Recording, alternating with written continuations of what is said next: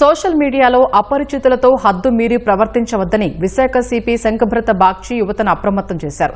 గోప్యతకు సంబంధించి అత్యంత జాగ్రత్తగా ఉండాలని సూచించారు. విశాఖకు చెందిన యువతిని కర్నూలుకు చెందిన ఓ వ్యక్తి మోసం చేసి బెదిరింపులకు పాల్పడ్డ ఘటన వివరాల్ని ఆయన వెల్లడించారు. ఇన్స్టాగ్రామ్ ద్వారా యువతీ యువకుడు వారి మధ్య చనువు పెరిగాక నగ్నంగా వీడియో కాల్స్ లో మాట్లాడుకున్నారని వివరించారు. ఆ వీడియోల్ని ఫోన్లో బంధించిన యువకుడు డబ్బులు కావాలంటూ యువతిపై బెదిరింపులకు పాల్పడ్డాడని సిపి తెలిపారు.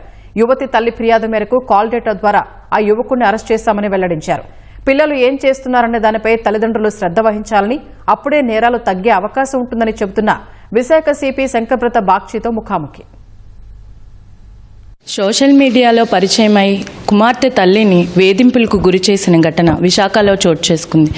దానిపై విశాఖ సిపి శంకభ్రత బాగ్చి మనతో ఉన్నారు. ఆయన మాటల్లో తెలుసుకుందాం. నా పర్సనల్ కాంటాక్ట్ నంబర్ 7995095799 వైజాగ్ ప్రజలందరికీ ఇచ్చాము. సో నాకు తరచూ ఇలా కంప్లైంట్స్ వస్తాయి. ఈ కేసులో కూడా అమ్మ తరపున కంప్లైంట్ వచ్చింది. ఆ అమ్మాయిని వేధిస్తున్నారని, అమ్మాయి photo video, nude photo video viral చేస్తామని బ్లాక్మెయిల్ చేస్తున్నారు ఒక అబ్బాయి అని ఆ మెసేజెస్ వస్తే, సో నేను వెంటనే కేసు కట్టమని చెప్పాము. మా technical support team and cyber crime టీమ్ని అదే పని మీద పెట్టాము.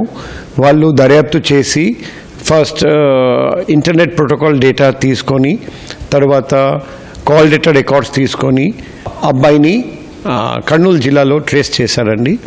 అబ్బాయిని తీసుకురావడం జరిగింది.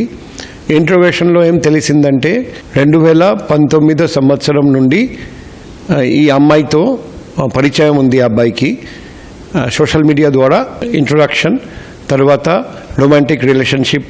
ఆ రిలేషన్షిప్లోనే అబ్బాయి అడగడం ఫోటో వీడియో పంపమని, అమ్మాయి కూడా ఆలోచించకుండా ఫోటో వీడియో పంపించారండి. తర్వాత 2023 అప్పుడు అమ్మాయి తండ్రి గారికి తెలిసింది. తండ్రి మందలించి ఇమీడియట్గా రిలేషన్షిప్ కట్ చేయమని చెప్తే రిలేషన్షిప్ అప్పటి నుండి కట్ అయింది. రీసెంట్గా అమ్మాయి తల్లి గారి సోషల్ మీడియా అకౌంట్ గుర్తించి ఆ సోషల్ మీడియా అకౌంట్కి ఈ బెదిరింపులు, ఈ మెసేజ్, బ్లాక్మెయిలింగ్ మెసేజెస్ పంపడం మొదలుపెట్టారండి. అప్పుడు ఈ తల్లి మాకు తెలియజేస్తే మేము చర్య తీసుకున్నాం. అబ్బాయిని అరెస్ట్ చేయడం జరిగింది. అబ్బాయి దగ్గర డిజిటల్ డివైసెస్లో ఉన్న అన్ని ఫోటో వీడియో అన్నీ మేము వైరల్ చేయకుండా ఏర్పాట్లు చేశాము. సో ప్రజలందరికీ మేము రిక్వెస్ట్ చేస్తున్నాం, మీరందరికీ తెలుసు నవ సమాజ నిర్మాణం ఆ ప్రోగ్రాం కింద ప్రతి స్కూల్, కాలేజ్, యూనివర్సిటీకి నేను పర్సనల్గా వెళ్తున్నాం. ఆన్లైన్ క్రైమ్ అగెన్స్ట్ విమెన్ మీద అవగాహన కల్పిస్తున్నాం. ఇటువంటి కేసెస్ తరచుగా జరుగుతూ ఉన్నా కూడా మనకు చాలా తక్కువ రిపోర్టింగ్ అవుతాయి. ఎందుకంటే అమ్మాయిలు బాధపడి ముందుకు రావట్లేదు. అందరికీ తెలిసిపోతుంది, నా మర్యాద పోతుంది, నేను ఈ సమాజంలో బతకలేమని ఆ ఆలోచన వస్తుంది. కొందరు ఇది తట్టుకోలేక ఆత్మహత్య యత్నం కూడా చేస్తున్నారు. దయచేసి ఇటువంటి ప్రాబ్లం ఎవరికైనా ఉంటే వెంటనే పోలీస్ దగ్గరికి రండి. పోలీస్ దగ్గరికి వెళ్తే, పోలీస్ స్టేషన్ వెళ్తే ఇది పబ్లిక్ అయిపోతుందంటే మీరు వైజాగ్లో ఉంటే నాకు కాల్ చేయండి. నిన్న మైనర్ బాలిక కేసు, జుమోటా బాయ్గా పనిచేస్తున్న అబ్బాయి రేప్ చేశాడని ఒక కేసు నమోదైంది. దాని మీద మీరేమంటారు?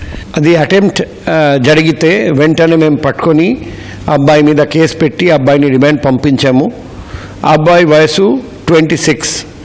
అందుకే అందరికీ రిక్వెస్ట్ చేస్తున్నాం, అబ్బాయిలకు రిక్వెస్ట్ చేస్తున్నాం, ఇటువంటి తప్పు ఒకసారి చేస్తే జీవితం నాశనం అయిపోతుంది. దయచేసి అటువంటి తప్పులు చేయకండి, అటువంటి నేరాల నుండి దూరంగా ఉండాలి. తల్లిదండ్రులకు రిక్వెస్ట్ చేస్తున్నాం, మీ అబ్బాయిలు ఇటువంటి పనులు చేస్తే, లేకపోతే అబ్బాయిలు ఇలా చేస్తారని మీకు అనుమానం ఉంటే వెంటనే పోలీస్ దగ్గరికి అబ్బాయిని తీసుకురండి. మేము కౌన్సిలింగ్ ఏర్పాటు చేస్తాం. ఒక్కసారి మీ అబ్బాయి ఇటువంటి పని చేస్తే మాత్రం అబ్బాయి జైల్లో ఉంటాడండి, జీవితం నాశనం అయిపోతుంది. పిడోఫైల్ షీట్ ఓపెన్ చేయాల్సి వస్తుంది, ప్రతి వారం పోలీస్ స్టేషన్ రావాల్సి వస్తుంది, ఉద్యోగం రాదు, మీ కుటుంబం కూడా జీవితం అంతా అందరూ సఫర్ అవుతారండి. కాబట్టి దయచేసి ఇటువంటి నేరాల నుండి అందరూ దూరంగా ఉండాలి. పిల్లల పట్ల తల్లిదండ్రులు శ్రద్ధ వహించాలి. వాళ్ళు ఏం చేస్తున్నారో ప్రతిరోజు చెక్ చేసుకోవాల్సిన అవసరం ఎంతైనా ఉంది.